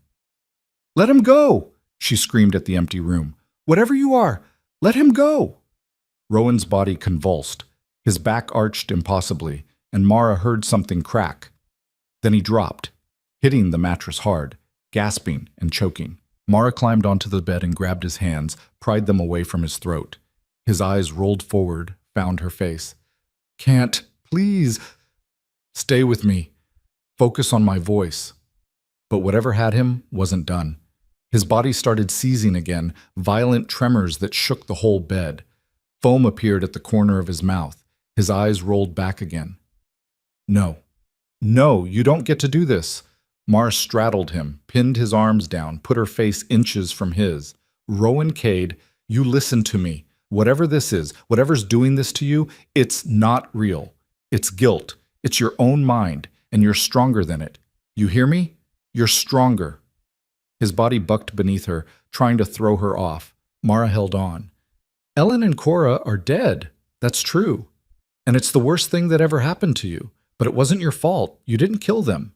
A drunk driver killed them. And wherever they are now, they don't want this for you. They don't want you dying in shame and fear."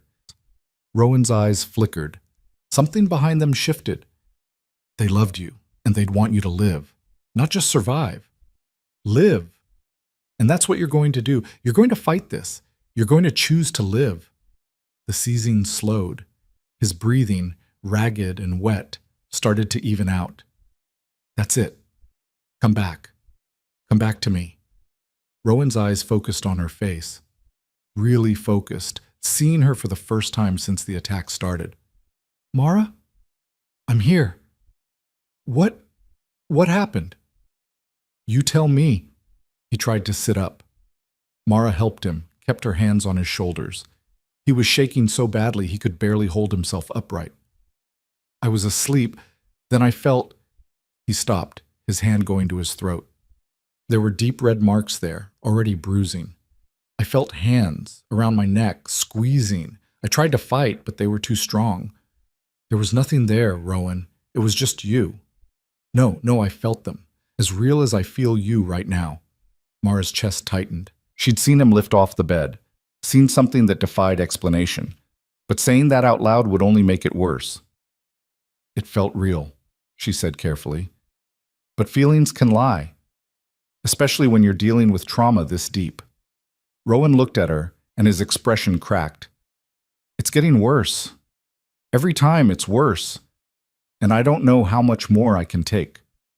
"Then we stop fighting it alone. Tomorrow, we go to town. We find you help. A doctor, a therapist, someone who specializes in trauma." "I told you I don't care what you told me. You almost died tonight, and I'm not going to stand here and watch you kill yourself because you're too proud to ask for help." Her voice had gone hard, sharp. Rowan flinched. "I'm sorry."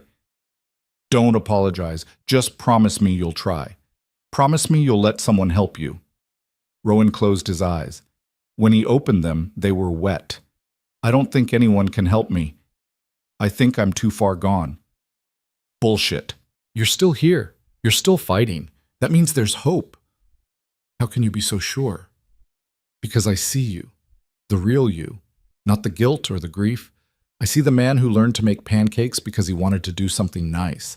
The man who sits with me at breakfast even though it's hard. The man who kissed me in a barn and meant it. That man is worth saving."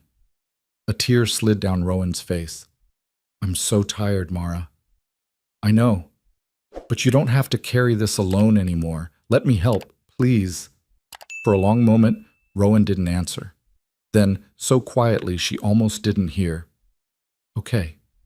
Mara pulled him close, and he collapsed against her, his face buried in her shoulder, his whole body shaking with sobs he'd been holding back for 10 years.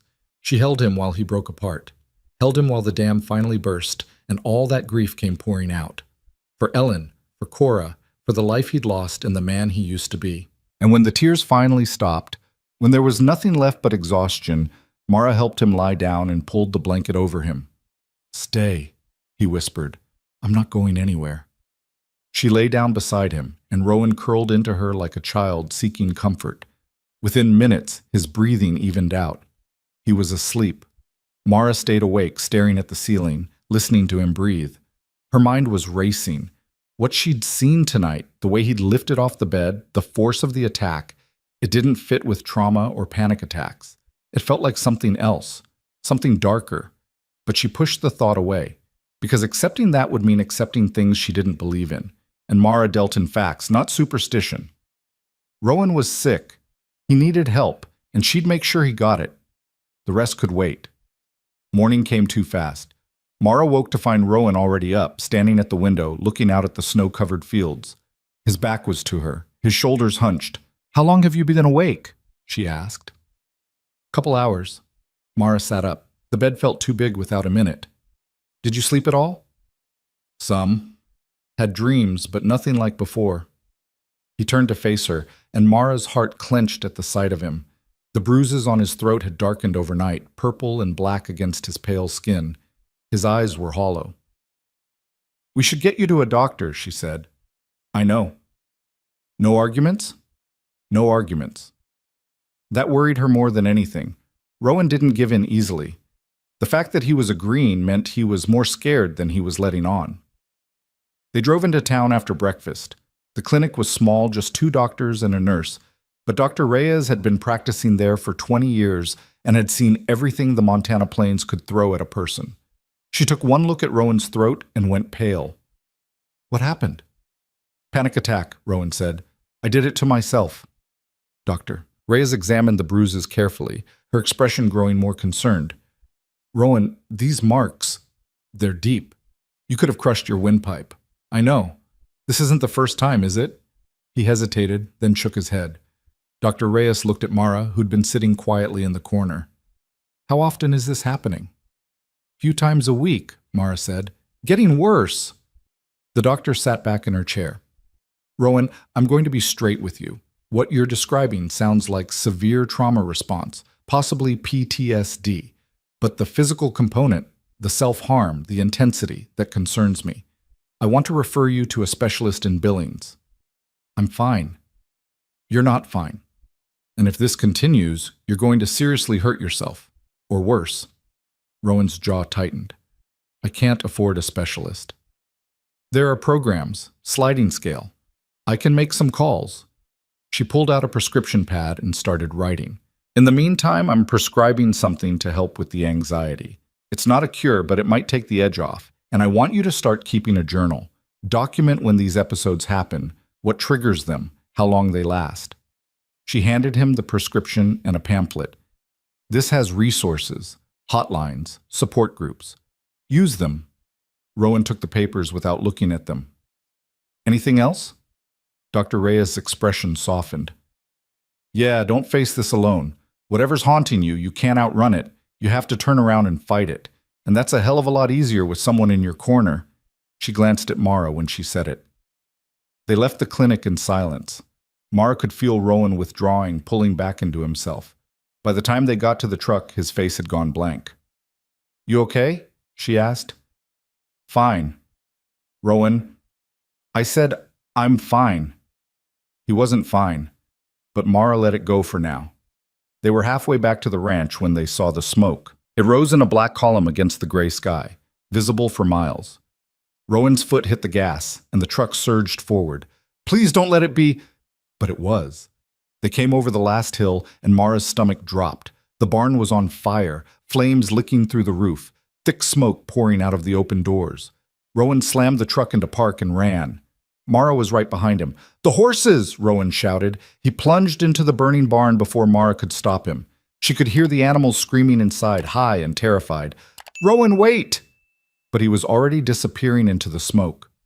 Mara grabbed a horse blanket from the truck, soaked it with water from a trough, and followed him in. The heat hit her like a wall. Smoke burned her lungs, made her eyes stream. She could barely see 3 feet ahead. "Rowan! Here! Help me with the stalls!" They worked together, moving on instinct and adrenaline. Opening stalls, driving the panicked horses toward the door, dodging hooves and flames. The roof groaned overhead, timbers cracking. This story was They got posted 4 on the horses channel out. The Rusty Saddle. Rowan went Please do back not for the repost fifth. it in any form. Mara heard the crack before she saw it, a massive beam breaking free from the roof, swinging down like a pendulum. "Rowan, move!" He dove sideways. The beam missed him by inches, crashing down where he'd been standing and sending up a shower of sparks. The last horse bolted past them. Rowan grabbed Mara's arm and pulled her toward the door. They stumbled out into the snow and collapsed, coughing, gasping for air.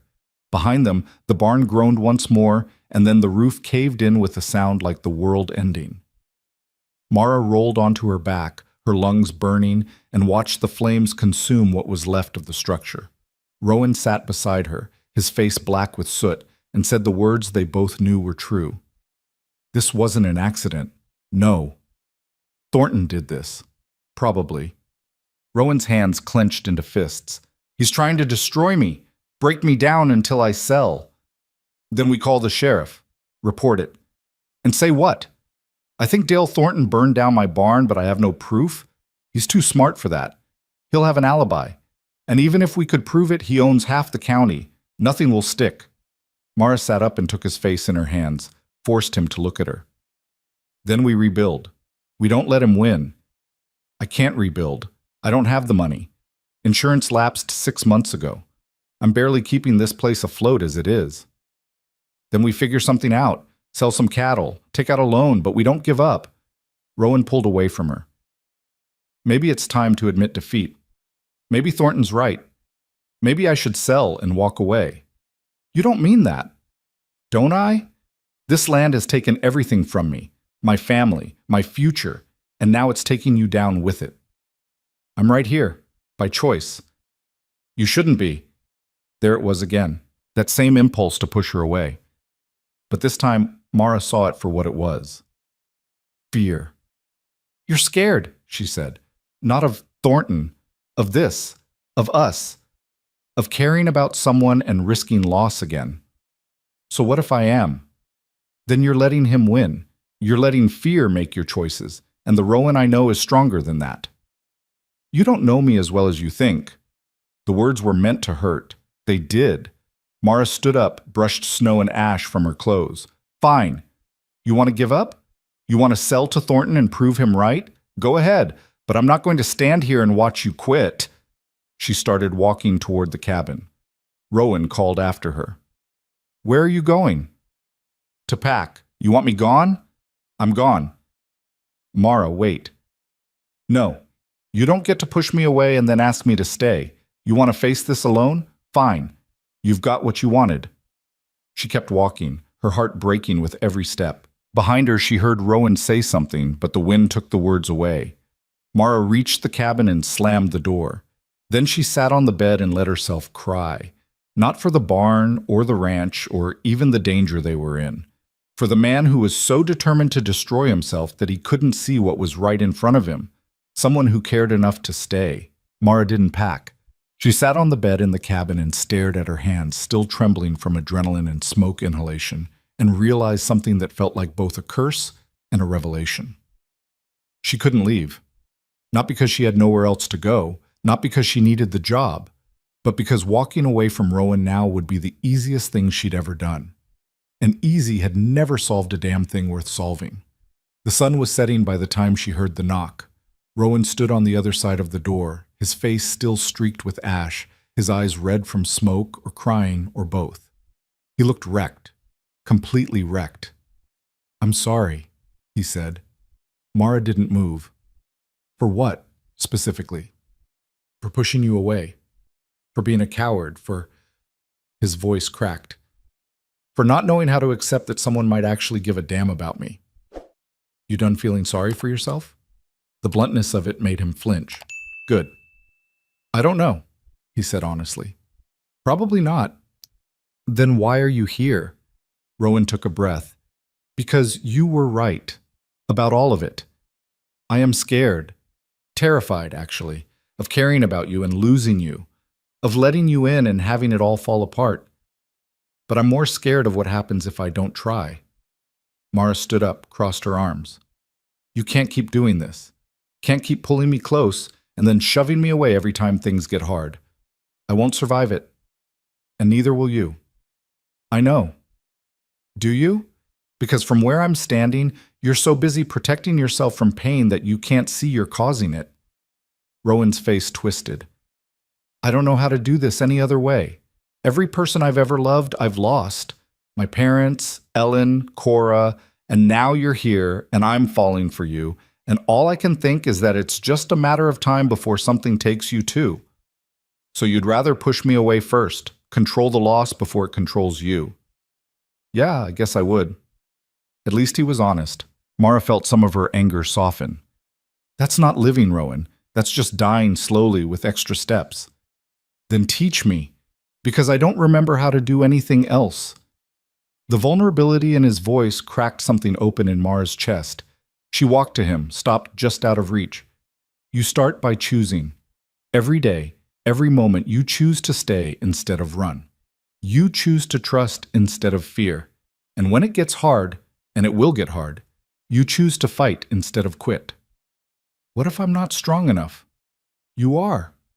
I've seen it. But you have to believe it too. Rowan looked at her with something that might have been hope if hope hadn't spent 10 years dying inside him. I want to try. I don't know if I can, but I want to. Mara reached out and took his hand. Then that's enough. For now, that's enough. He pulled her close, wrapped his arms around her like she was the only solid thing in a world that wouldn't stop shaking. They stood there in the doorway while the last light faded from the sky. Two broken people trying to figure out how to be whole. When they finally pulled apart, Rowan's expression had changed, hardened. Thornton's not going to stop, he said. I know. The barn was just the beginning. He'll keep coming until I sell or he destroys me completely. Then we make him stop.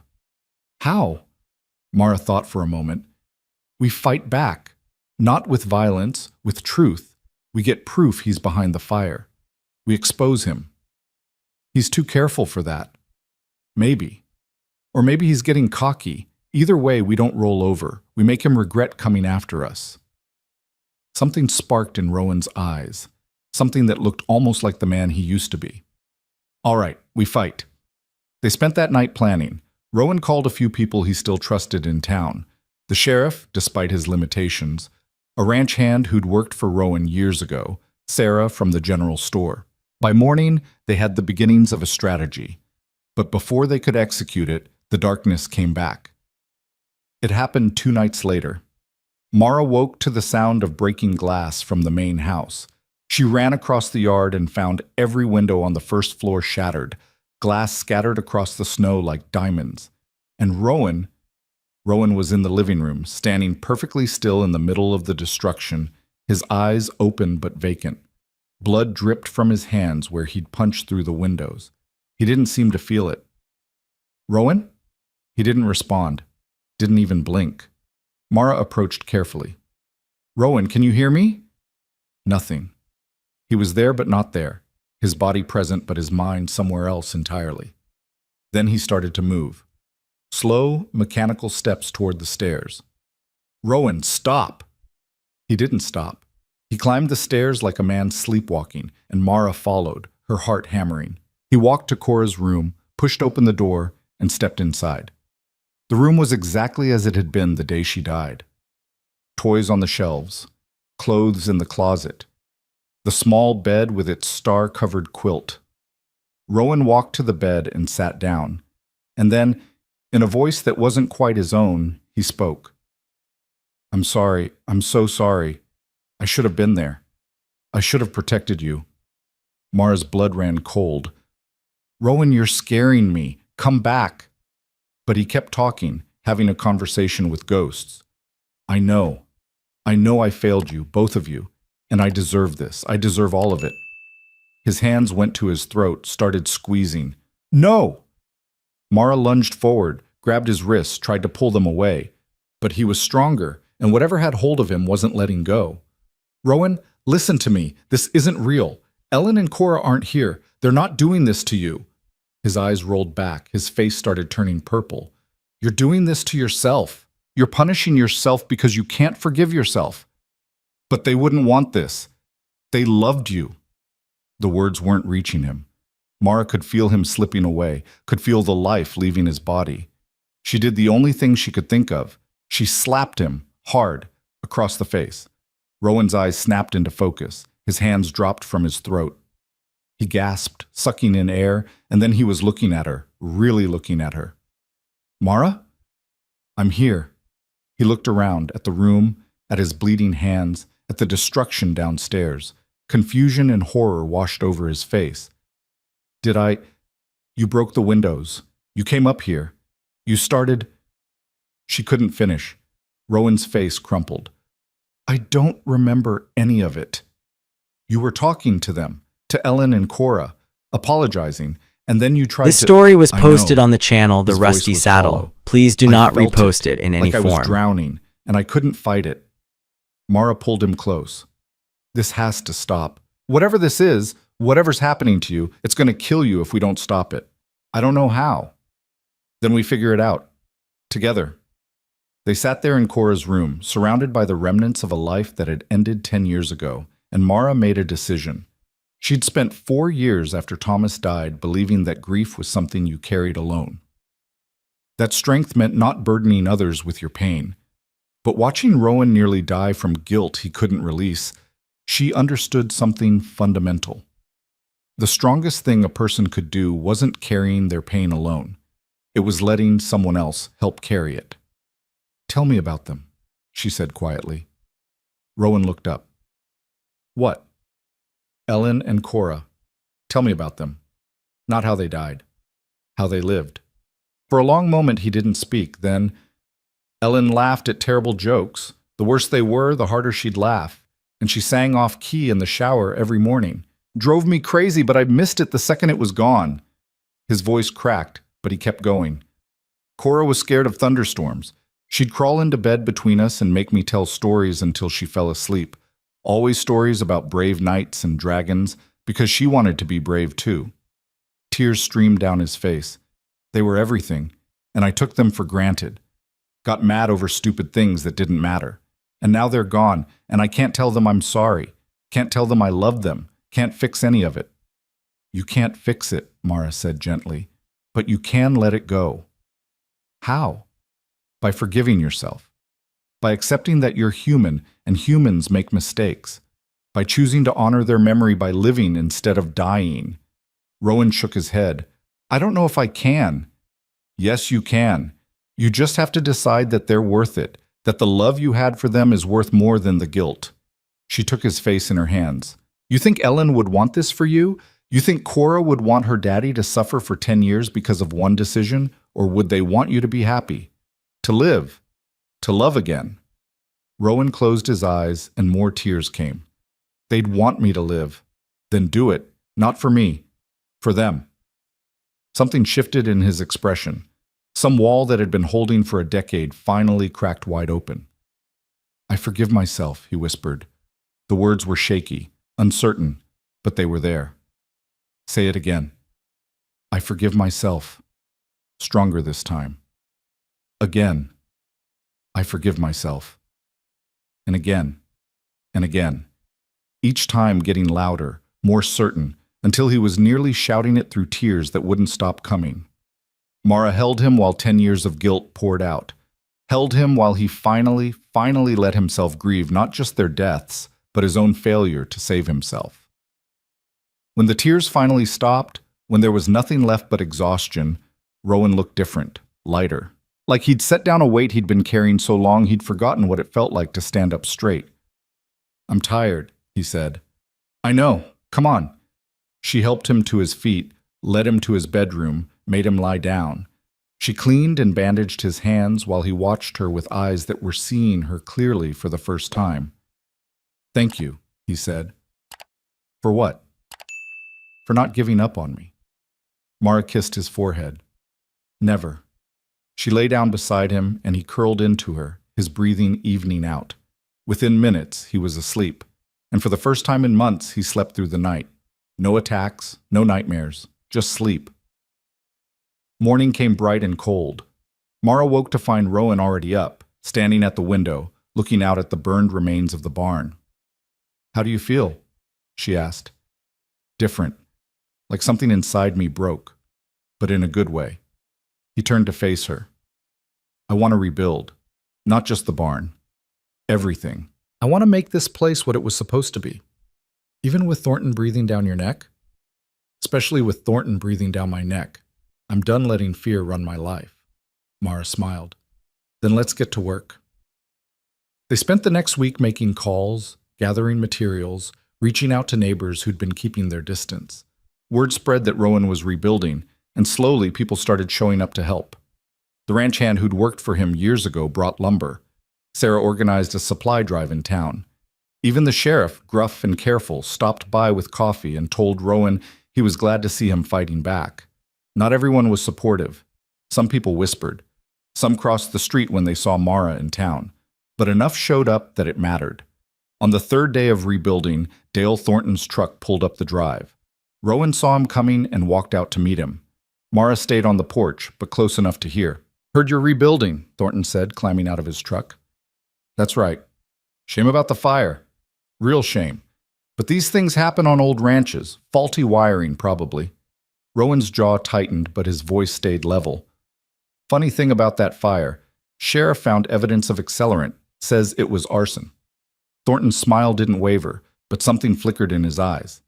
"Is that right? Well, I hope they catch whoever did it." "They will. People in town are talking. Funny how many of them saw your truck driving past my property the day of the fire." "I drive past a lot of properties. Doesn't mean anything." "Maybe not. But it's interesting how the fire happened right after I turned down your latest offer. Makes a person wonder." Thornton's smile hardened. "Be careful what you're implying, Rowan. Accusations without proof can get a man in trouble." "I'm not implying anything, just stating facts." They stared at each other. Mara could feel the tension crackling in the air. Finally, Thornton spoke. "I've tried to be neighborly, tried to make you a fair offer, but you're stubborn, and stubbornness gets people hurt." "Is that a threat?" "It's a fact. This land's harsh. Accidents happen, people get injured, ranches fail, and when they do, I'm here to pick up the pieces." Rowan stepped closer. "Let me make something clear. I'm not selling, not now, not ever. And if you come after me or my property again, I'll make sure everyone in this county knows exactly what kind of man you are." Thornton's face went dark. "You're making a mistake." "Maybe. But it's my mistake to make." "And what about her?" Thornton nodded toward Mara. "She part of this mistake too?" Rowan's hands clenched into fists. "You leave her out of this." "Hard to leave her out when she's living here. People talk, Rowan. They wonder what kind of arrangement you two have. They wonder if she's taking advantage of you, or if you're taking advantage of her." "I don't care what people think." "You should, because I can make those whispers a lot louder. I can make life very difficult for both of you." Mara had heard enough. She came down off the porch and stood beside Rowan. "Do your worst," she said. Thornton looked at her. "Excuse me?" "You heard me. Spread your rumors. Tell your lies. We don't care. Because the truth is pretty simple. I work here. He pays me. We're both consenting adults, and whatever else happens between us is none of your damn business." Thornton's expression turned ugly. "You're making an enemy, lady." "No. You made an enemy the day you tried to burn down this ranch. Now get off this property before I call the sheriff and report you for trespassing." For a moment, Thornton looked like he might do something stupid. Then he smiled that cold, calculated smile. "You two deserve each other. Couple of stubborn fools going down with a sinking ship." He got back in his truck and drove away. Rowan looked at Mara. "That was either really brave or really stupid." "Probably both, but I meant it. He doesn't scare me." "He should. He's dangerous. So are we. When we need to be." Rowan pulled her close and kissed her, hard and fierce, right there in the yard where anyone could see. When they broke apart, Mara was breathless. "What was that for?" "For being exactly who you are. for standing beside me when you should have run, for making me want to fight again. You're worth fighting for. So are you. They stood there in the cold Montana morning, two people who'd been broken by life and somehow found each other in the wreckage, and made a promise without words. They would face whatever came next together. The rebuild took 3 weeks. The new barn wasn't as big as the old one, but it was solid, functional, and every nail Rowan hammered felt like an act of defiance against the darkness that had nearly consumed him. The attack stopped, completely. No more choking, no more episodes. It was like forgiving himself had severed whatever cord connected his guilt to his body's ability to destroy him. He still had bad days, days where the grief felt fresh and the memories cut deep. But Mara was there for those days, and slowly, Rowan learned that feeling pain didn't mean drowning in it. Dale Thornton tried twice more to make trouble. The first time, he filed a complaint with the county about Rowan's water usage. The sheriff investigated and found nothing wrong. The second time, he tried to spread rumors that Mara was stealing from Rowan. But by then, too many people in town had seen the truth, that she was helping him, not hurting him, and the rumors died before they took root. Eventually, Thornton gave up, or at least he stopped actively sabotaging. Word got around that his own holdings were struggling, that he'd overextended himself buying up properties he couldn't maintain. The empire he'd been building started to crumble. Rowan didn't gloat. He just kept working, kept rebuilding, kept choosing to live instead of die. 6 months after the fire, Mara woke to the sound of hammering. She walked to the main house and found Rowan in Cora's room, taking down the shelves. "What are you doing?" she asked. He looked up, and his eyes were clear. "Making space. I thought, if you wanted, you could move in here. The cabin's too small, and it's stupid for you to be out there when there's room in the house." Mara's heart stuttered. "You sure?" "Yeah, I'm sure.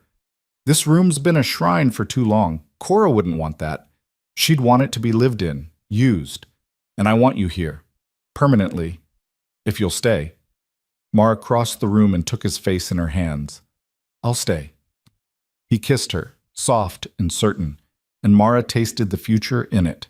Not perfect, not easy, but real.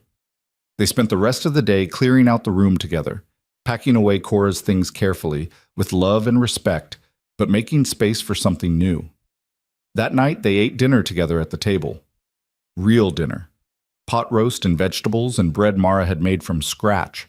They talked about the ranch, about plans for the spring, about small things that mattered because they were building a life together. After dinner, Rowan pulled out a box he'd been keeping in the closet. Inside were photo albums. "I want to show you something," he said. He opened the first album, and there they were. Ellen and Cora, alive and smiling. Pictures from birthdays and holidays and random Tuesday afternoons. A whole life captured in images. Rowan went through them slowly, telling Mara stories about each one. Not with sadness, but with fondness. Like he was introducing her to people he'd loved instead of ghosts he couldn't escape. When they finished, he closed the album and looked at her. "Thank you for letting me remember them like this. For not asking me to forget. I'd never ask you to forget. I know. That's why I love you." The words hung in the air, simple and true. Mara's eyes burned. "I love you too." They sat there in the quiet house, two people who'd survived the worst life could throw at them and somehow found a way to keep going. Not because it was easy, not because the pain had disappeared, but because they'd learned something fundamental about being human. You didn't heal by running from grief. You healed by walking through it, by letting yourself feel it, forgive it, and then choose to live anyway. The months passed. Spring came and brought new life to the ranch. Calves were born. Fields turned green. The house that had been a tomb slowly became a home. Rowan still had nightmares sometimes. But they were just nightmares now, not attacks. And Mara was always there when he woke, reminding him that he wasn't alone. They got married in the fall, a small ceremony in the backyard with Sarah and a handful of friends. No big speeches, no fanfare. Just two people making a promise to face whatever came next together. Dale Thornton didn't come to the wedding. He'd sold most of his holdings by then and moved to Billings, his empire reduced to dust. Some people said he got what he deserved. Rowan didn't care either way. Thornton had stopped mattering the day Rowan decided to live. Years went by. The ranch thrived. Not because it was easy or because the land had gotten less harsh, but because Rowan and Mara had learned to work with it instead of against it. They hired help. They diversified. They built something sustainable. And slowly, the shadows that had haunted that house faded. Not gone. Never completely gone. But no longer in control. One night, 5 years after they'd met, Mara found Rowan standing in what used to be Cora's room. It was their office now, filled with papers and books and the organized chaos of a working ranch. "You okay?" she asked. Rowan turned and smiled, a real smile. "Yeah, I was just thinking." "About?" "About how close I came to missing all this, how close I came to giving up." Mara walked to him and took his hand. "But you didn't." "No, because you wouldn't let me." "We saved each other, you know that, right?" Rowan pulled her close. "I know." They stood there in the room that had once held so much pain, now filled with so much life, and understood something that took most people a lifetime to learn. Grief didn't have to be the end of the story. It could be the beginning of something new, something harder, maybe, but also something real. You couldn't outrun your past, but you could choose whether it defined you. Rowan had spent 10 years letting guilt define him. And then one day, a stubborn woman with fire in her eyes showed up and refused to let him die in shame. She didn't save him. He saved himself. But she'd given him a reason to try. And in the end, that's what love was. Not fixing someone, not completing them, but standing beside them while they did the hard work of putting themselves back together. The Montana plains were still harsh. The winters still brutal. The land still demanded everything you had and offered no guarantees in return. But Rowan Cade had learned to live with that uncertainty, had learned that you didn't need guarantees to keep going. You just needed courage and someone to share the load. He had both now, and that was enough.